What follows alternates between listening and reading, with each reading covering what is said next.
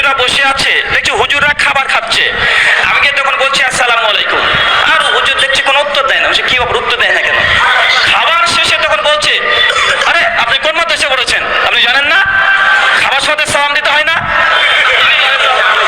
আমি তখন বলছি যে হুজুর খাবার সময় যে সালাম দিতে হয় না এটা কোথায় পেয়েছেন? কোথায় পেয়েছি মানে, না হলে কি এমনি চলছে নাকি?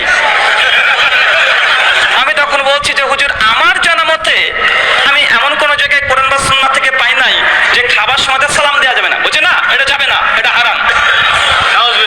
আমি তখন বললাম যে হুজুর আপনি কি খাচ্ছিলেন?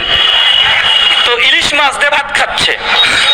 আমি তখন বলছি হুজুর আপনি যে ইলিশ মাছ দিয়ে ভাত খাচ্ছিলেন, তো আমি এমত অবস্থায় এসে বললাম আসসালামু আলাইকুম, মানে হুজুর আপনার উপরে শান্তি বর্ষিত হোক, মানে ইলিশ মাছ দিয়ে ভাত খাচ্ছেন, মাছের কাঁটাটা যেন গলায় না বেঁধে আপনি মরেন, এই জন্য তো দোয়া করেছি, আপনি তো খোঁজেন কেন?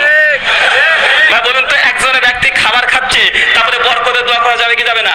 আসসালামু আলাইকুম ওয়া রাহমাতুল্লাহি ওয়া বারাকাতুহু, মানে ভাত খাচ্ছেন, এই খাবারটা যেন আপনার জীবনে বরকত নেমে আসে, ভাই দোয়া করা যাবে কি যাবে না? উনি তখন বলছেন তুমি উল্টা পাল্টা বকো কেন? আচ্ছা হুজুর তাহলে এক কাজ করেন, এবার যদি আপনার সাথে কোনদিন দেখা হয়, যদি খাবার খান তো আমি বলবো আল্লাহ এর প্রয়োজনে গজব বর্ষণ করেন। যদি আপনার জন্য দোয়া করা যাবে না তো গজবের দোয়া করে দিয়ে যাই।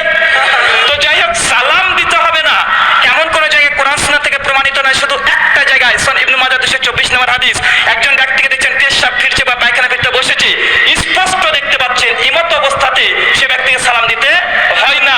ভুলক্রমে কেউ যদি দিয়ে দেয় তো যে পেশাব পায়খানা ফিরছে সে উত্তর মানে সেই সময় দেবে না, যখন কার্যক্রম শেষ হবে তারপর সে উত্তর রিটার্ন করবে। বোঝা গেল সমস্ত জায়গাতে সালাম দিবেন। ভাই বলুন তো, এই সালাম এটা কি প্রমাণ বহন করে না ইসলামের শ্রেষ্ঠত্ব? যে ইসলাম এমন একটি সালাম দিয়েছে গোটা বিশ্ব জগতের মানুষের জন্য, গোটা বিশ্ব জগতে এমন কোনো জায়গা নেই